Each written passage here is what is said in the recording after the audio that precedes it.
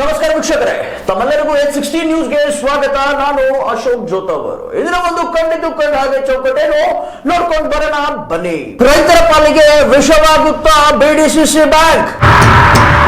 BDCC bank ಬಾಗಿಲು ರೈತರ ಪಾಲಿಗೆ ಮುಚ್ಚಿ ಹೋಗುತ್ತಾ. ರಾಜ್ಯದಲ್ಲಿ ಇನ್ನೊಂದು ರೈತ ಪ್ರತಿಭಟನೆ. ವೋಟ್ ಹಾಕಿದವರನ್ನೇ ತುಳಿದು ಹಾಕುತ್ತಿರುವ ನಾಯಕರು. ನಿಜಕ್ಕೂ ಇಂತಹ ಅಧ್ಯಕ್ಷರು ಬೇಕಾ ಬಿಡಿಸಿಸಿ ಬ್ಯಾಂಕ್ಗೆ? ರೈತರಿಗೆ ಸಾಲ ಕೊಟ್ಟರೆ ರೈತರ ಬ್ಯಾಂಕ್ ಲಾಸ್.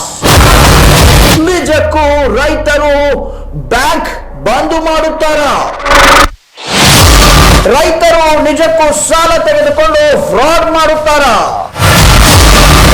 ನೋಡಿದ್ರಲ್ಲ ವೀಕ್ಷಕರೇ, ಯಾಕೆ ಈ ಒಂದು ವಿಶಿಷ್ಟ ಚರ್ಚೆ ಎಂದು?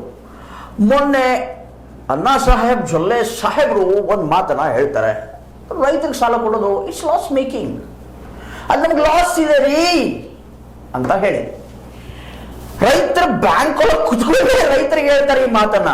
ಎಷ್ಟು ವಿಡಂಬನಾತ್ಮಕ, ಎಷ್ಟು ಹಾಸ್ಯಾಸ್ಪದ ಅನ್ನೋಕ್ಕಿಂತ ವಿಡಂಬನಾತ್ಮಕ. ಈ ಒಂದು ಕುರಿತಂತಹ ಚರ್ಚೆಯನ್ನ ಮಾಡೋದಕ್ಕೆ ನಮ್ಮ ಜೊತೆಗೆ political bureau head as well as CEO of our channel Mallappa ಜೋತವ್ರು ಸರ್, ತಮಗೆ ಸ್ವಾಗತ ಇವತ್ತಿನ ಒಂದು ಈ ವಿಶಿಷ್ಟ ಚರ್ಚೆಗೆ ರೈತರಿಗೋಸ್ಕರ.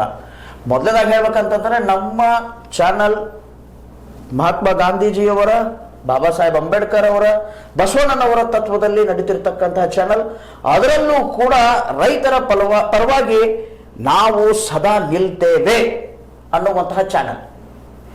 ಈ ಒಂದು ಸುದ್ದಿ ಕೇಳಿದಾಗಿಂದ ಈ ಒಂದು ಚರ್ಚೆ ಮಾಡಲೇಬೇಕು ಅಂತ ಹೇಳಿ ಒಂದು ತವತವಿಕೆ ಇತ್ತು.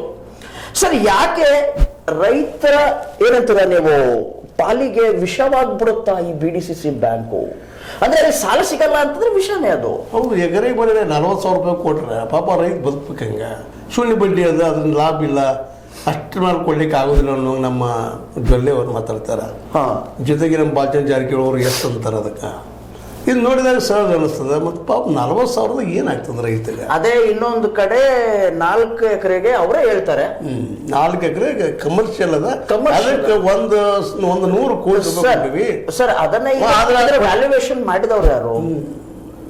ಅದು ಮಾಡಿದವರು ಅವ್ರು ಹೇಳ್ತಾ ಇದ್ದಾರೆ ಅಂದಾಗ ನಂಬಬೇಕಾಗ್ತದೆ ಕೆಲವೊಮ್ಮೆ. ಅಲ್ಲ, 100 ಕೋಟಿ ವ್ಯಾಲ್ಯೂಷನ್ ಆಗಿದೆ, ಪಾಪ 120 ಕೋಟಿ ರೂಪಾಯಿ ಕೊಟ್ಟಿದ್ದಾರೆ. ಇದು ಒಂದು ಅದ್ಭುತವಾದಂಥ ವಿಷಯ. ಯಾಕಂದ್ರೆ 100 ಕೋಟಿ 120 ಕೋಟಿ ಕೊಡ್ತಾರಂದ್ರೆ ನಮ್ಮದು ಯಾಕೆ ನಾವು ಕೇಳಬಾರ್ದು ಅಂತ ಸಹಜವಾಗಿ ಕಮರ್ಷಿಯಲ್ ಮಾಡೋರಿಗೆ ಹೇಳ್ತಾ ಇದ್ದೀನಿ. ಹೌದು. ಅಲ್ಲ ಸರ್, ಎಷ್ಟೇ ಇಲ್ಲ ನಾವು 700 ಕೋಟಿ ರೂಪಾಯಿ ಬಿಲ್ ಬರ್ತದೆ, ಅದನ್ನು ನಾವು ಪ್ಲಾನ್ ಮಾಡ್ಕೊಂಡಿವಿ ಅನ್ನೋದು ಮಾತಾಡ್ತಾರೆ.